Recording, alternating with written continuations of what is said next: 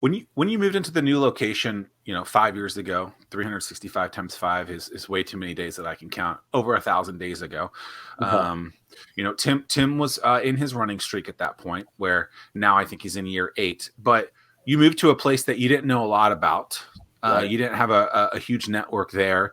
What were some of the ways that you early on were able to establish some new customers and getting some marketing out there for the world to know that, hey, like, iShine is open and we're ready to wash your car? It was networking. I kind of use, my daily things of what I call just going by everything that I do, from, my kids' daycare, kids' school, um, basketball, getting involved with basketball, and, just really introducing myself to people. Not being afraid to say, hey, I'm so-and-so, nice to meet you. This is what I do. And getting to know people. So I think I raised my hand to a lot of events and a lot of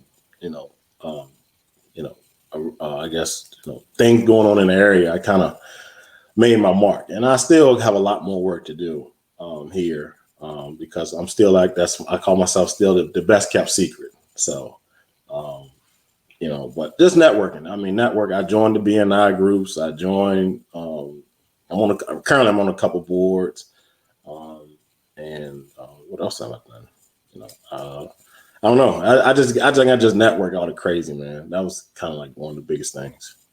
Yeah, I'm curious. So you started with your mobile detailing unit, and then you said that you've transitioned to doing brake calipers and doing other things. I know that you also do,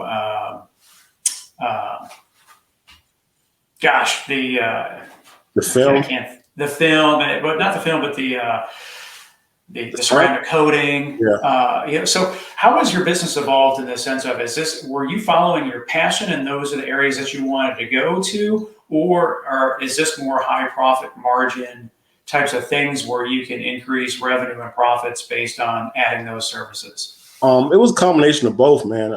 Because it's kind of around the globe. It's kind of like if you have a shop, you kind of want to be the one-stop shop. And coming into 2021, I realized what was I missing as far as being that one-stop shop. And I already had the ceramic coatings.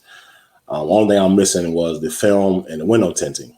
And just having adding those things, it's kind of like and the detailing. You kind of like we all pretty much doing all customization in house versus subbing out or giving it to somebody else to work when all the money can stay in house.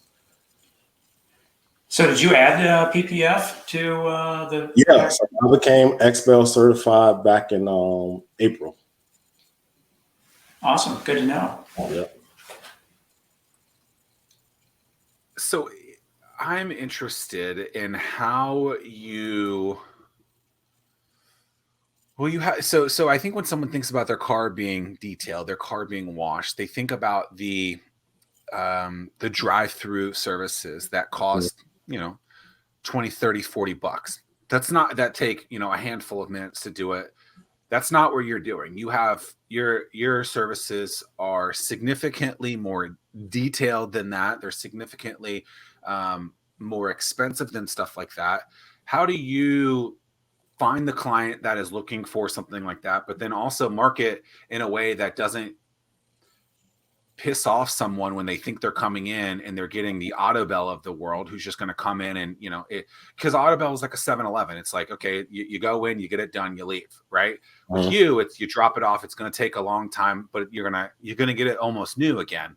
How do you market towards something that I think a lot of people think of a car wash as a very different setting, if you will? So what I do is I always say, we kind of like the plumbers. It's a job that you don't expect someone to really get dirty in. You don't expect them to go find where you have a leak at or things of that nature. So when you get down to detailing, we just like the plumber, we get down to the details of the vehicle. So I tell every customer, of course we're not like a car wash, which we're going under the seat, we're pulling out the seat, we're going in between the vents, we're checking the trunk. We're looking under the hood. So, like you said, that express car wash is just, running through a machine, letting the machine do the work. Whereas everything we're doing by hand, we get in between spokes. We, getting between wheel wells. We sometimes even under the car, and down, like I said, even down to the customization to enhance the appearance of a vehicle. We're, that's all detail oriented. So, that's one of the things, like I always try to, inform them that, yeah, the services are higher, but, we are doing this all by hand versus having a machine. Yeah, I think that a big part of that is you knowing who your customer is and who you need to go after, because the folks that want to go through a car wash, those aren't your customers. You're looking for people that truly care about their cars and want to preserve those cars. Yeah, and it's full circle. Because some car wash people that has probably car wash subscriptions, they may go through a car wash, but then they say, hey, the machine scratched my car. Or, hey, the thought of going through a car wash just makes my skin crawl, just hearing you even talk about it. You wouldn't do that, Tim? Oh, gosh, no. Man, what the brushes do to the cars and the paint and swirl mark, it makes my skin crawl. And then the car that's going before you, you don't know if there was a big mud truck that went through there. So, it's all involved. I've been directly involved within the startup community for almost a decade. I want to talk to you about a serious pain point: spending a ton of time trying to understand the business landscape in the 757. That's time that should be focused on growing the business. At StartWheel, we're here to help you by compiling all of the news you need to know about in one place. Now there's no need to search multiple websites. Just head to startwheel.org and see for yourself. That's startwheel.org.